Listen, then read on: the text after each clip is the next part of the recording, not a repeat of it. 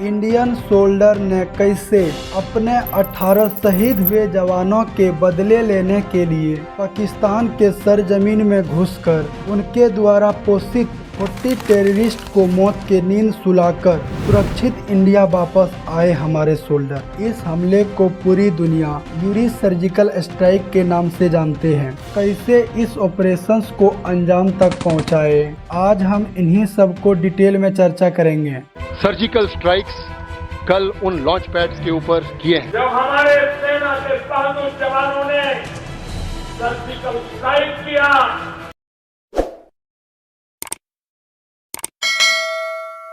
वह दिन था 18 सितंबर 2016 का। यह एरिया जम्मू कश्मीर के यूरी सेक्टर, जो कि LOC सीमा से बिल्कुल सटा हुआ एरिया है, उन्हीं के पास हमारे सोल्जर्स का शिविर था। यूरी सेक्टर जो है यह कश्मीर के बारामूला डिस्ट्रिक्ट में आते हैं। यूरी के चारों तरफ पहाड़ी एरिया है। इनके वेस्ट में झेलम नदी और नॉर्थ में पीर पंचाल की पहाड़ियाँ पड़ती है। यह लाइन ऑफ कंट्रोल से बिल्कुल सटा हुआ एरिया है। इनके कुछ दूरी पर हमारे इंडियन सोल्जर के शिविर थे। वहीं यूरी सेक्टर में हमारे सोल्जर नाइट में आराम कर रहे थे। इनके दूसरी तरफ क्या खिचड़ी पक रहे थे, इस बात से सारे सोल्जर अनजान थे। जैश-ए-मोहम्मद जो पाकिस्तान में स्थित एक जिहादी इस्लामिक उग्रवादी संगठन है, इनका एक ही मकसद होता है, जम्मू कश्मीर को इंडिया से अलग करना। इन्हीं संगठन के 4 टेररिस्ट LOC सीमा पार करके अपने साथ हथियारों से सुसज्जित होकर चल देते हैं यूरी सेक्टर शिविर के तरफ। रातों रात चारों टेररिस्ट यूरी शिविर के पास पहुंचे और अटैक करने के लिए अपने अपने पोजीशन ले लिए थे। एक इम्पोर्टेंट बात, टेररिस्ट ने इसी दिन को क्यों चुने अटैक करने के लिए, क्योंकि उस दिन यूरी के शिविर में 2 बटालियन के सोल्जर मौजूद थे। आर्मी में यह रूल है कि एवरी 2 इयर्स में ऊंचाई वाली जगह पर बटालियन चेंज की जाती है। वहां पर डोगरा रेजिमेंट के 2 इयर्स की अवधि समाप्त होने जा रहे थे और उनकी जगह लेने वाली थी बिहार रेजिमेंट की 6ठी बटालियन। तो कुछ दिनों तक दोनों रेजिमेंट को एक साथ में रहकर एक दूसरे को उनका वर्क समझाने होते हैं। उनको उस जगह से अच्छी तरह से रूबरू कराने होते हैं, पूरी एरिया उनको दिखाने होते हैं। इसलिए उस दिन वहां 2 बटालियन के सोल्जर मौजूद थे। इन्हीं मौका का फायदा उठाने के लिए टेररिस्ट ने इस दिन को चुने। उस रात के सुबह 4 बजे तक चारों टेररिस्ट ने अपनी अपनी पोजीशन बना लिए थे अटैक करने के लिए। जब हमारे सोल्जर सो रहे थे, तब टेररिस्ट ने लगातार हमारे सोल्जर के शिविर के ऊपर हैंड ग्रेनेड से अटैक करने लगे और AK-47 राइफल से गोलियां अंधाधुन फायरिंग करने लगे। जब तक आर्मी के सोल्जर संभल पाते, तब तक हमारे 18 इंडियन सोल्जर वीर गति को प्राप्त हो चुके थे और 30 से अधिक हमारे सोल्जर गंभीर रूप से घायल थे। आर्मी और टेररिस्ट के बीच घंटों चले ऑपरेशंस में आर्मी ने उन चारों टेररिस्ट को मार गिराए। उस टाइम सतीश दुहाजी कश्मीर कोर कमांडर के लेफ्टिनेंट जनरल ऑफिसर थे। उनको सुबह 5 बजे सूचना मिली 4 टेररिस्ट LOC सीमा पार करके यूरी सेक्टर पर अटैक किए हैं। जल्दी से सतीश दुआजी वहां पहुंचे। उन्होंने वहां इन्वेस्टिगेशन करना चालू किए और रिसर्च टीम को भेज दिए जंगलों में रिसर्च करने के लिए कि कहीं टेररिस्ट छुपकर बैठे तो नहीं है। इन्वेस्टिगेशंस के दौरान टेररिस्ट के ट्रैक कोड से पता चला कि यह पाकिस्तान के जैश-ए-मोहम्मद के संगठन से हैं। एविडेंस देने पर भी पाकिस्तान यह मानने के लिए रेडी नहीं थे कि यह हमारे आदमी हैं। आर्मी में चारों तरफ आक्रोश थे। आर्मी घायल जरूर थे, लेकिन बदला लेने के लिए आर्मी प्यासे शेर की तरह तड़प रहे थे और यह तड़प सिर्फ और सिर्फ टेररिस्ट के ब्लड से ही बुझ सकते थे। इसके बाद शहीद जवानों को उनके परिवारजनों के पास पहुंचाए। परिवारजन अपनों को खोने का दुख प्रकट कर रहे थे। कंट्री के सारे लोग अपने सोल्जर को खोने के शौक में डूबे हुए थे।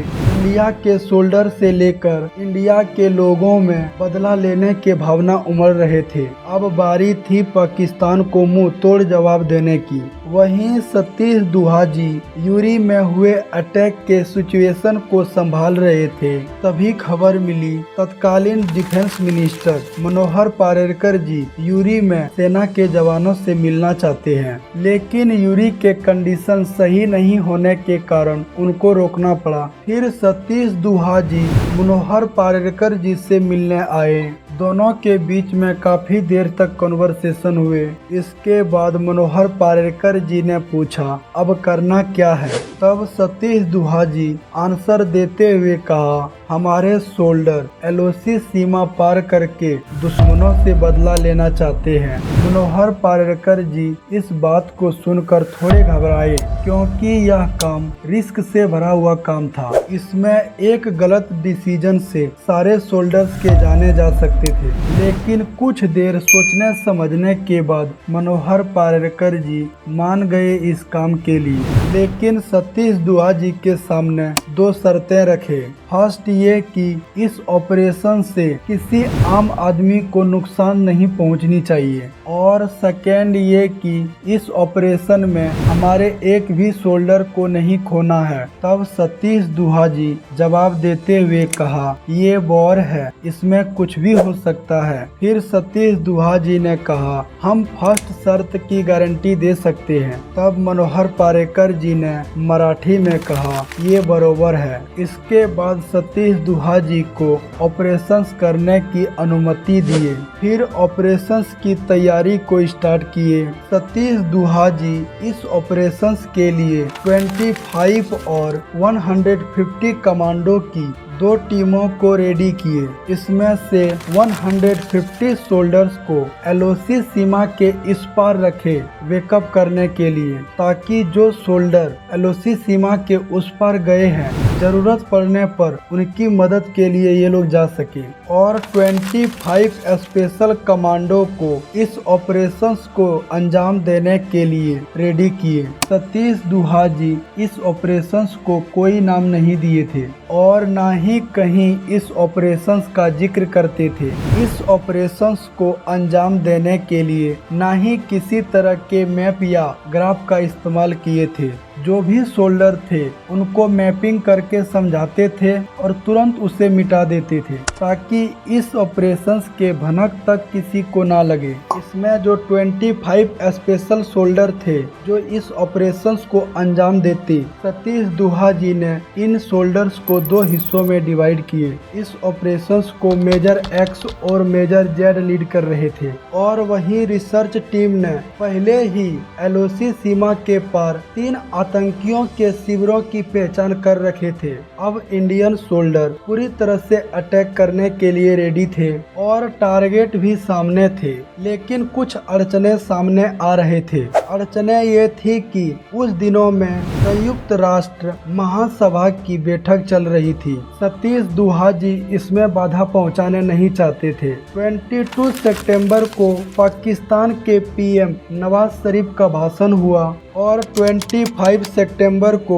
इंडिया के डिफेंस मिनिस्टर मनोहर पारेकर और विदेश मंत्री सुषमा स्वराज का भाषण होना था। इसके लिए सतीश दुहाजी ने 3 दिन और वेट किए और फाइनली हमले के 10 डेज के बाद यानी 28 सितंबर को सतीश दुहाजी को अटैक करने के ऑर्डर मिले और सतीश दुहाजी पूरे होशियारी से अपने शोल्डर को आगे बढ़ने का ऑर्डर दिए। लेकिन टेररिस्ट तक पहुंचने के लिए 2 रास्ते थे, एक शॉर्टकट और दूसरा लंबा रास्ता थे। जो शॉर्टकट रास्ता थे इसमें रिस्क थे, क्योंकि यह रास्ता गांव से होकर गुजरते थे। डर ये थी कि गांव से होकर जाने पर अगर कुत्ते ने देख लिए तो कुत्ते भौंकने लगेंगे, तो आवाज सुनकर टेररिस्ट अलर्ट हो जाएंगे। इसलिए सोल्डर ने लॉन्ग वे को चुना। एक टीम मेजर एक्स ने कुपवाड़ा के नौगांव से एलओसी सीमा पार किया, जबकि सेकेंड टीम मेजर जेड ने पुंछ से एलओसी सीमा पार गए। इसके बाद दोनों टीमों ने टेररिस्ट के घर में घुसकर उनके शिविर को चारों तरफ से घेराबाजी किया और इंडियन सोल्जर ने अपने अपने पोजीशन लेकर चारों तरफ से अंधाधुन बम बरसाने लगे टेररिस्ट के ऊपर। बिन मौसम बारिश की तरह धुआंधार गोलियां फायरिंग करने लगे। वहां कुछ ही क्षणों में इंडियन सोल्जर ने टेररिस्ट को उनके अड्डों सहित उनको नेस्तनाबूद कर दिए। इस ऑपरेशन में इंडियन सोल्जर ने 40 टेररिस्ट को मौत के नींद सुला दिए और सवेरा होने से पहले ही हमारे सोल्जर अपने क्षेत्र में वापस आ चुके थे। इसमें सबसे बड़ी उपलब्धि यह रही कि इस ऑपरेशन में हमारे एक भी सोल्जर शहीद नहीं हुए थे। हाँ, आने के टाइम में एक सोल्जर के पैर बारूदी सुरंग की चपेट में आने से घायल जरूर हो गए थे। जब हमारे सारे सोल्जर वापस वतन आए तब इस ऑपरेशन की इंफॉर्मेशन मीडिया को दी। मीडिया ने इस ऑपरेशन को नाम दिए सर्जिकल स्ट्राइक। इंडिया ने सर्जिकल स्ट्राइक के जरिए पाकिस्तान को मुंह तोड़ जवाब दिए और अपने 18 सोल्जर के शहादत को बेकार जाने नहीं दिए। जय हिंद, जय जवान, जय भारत।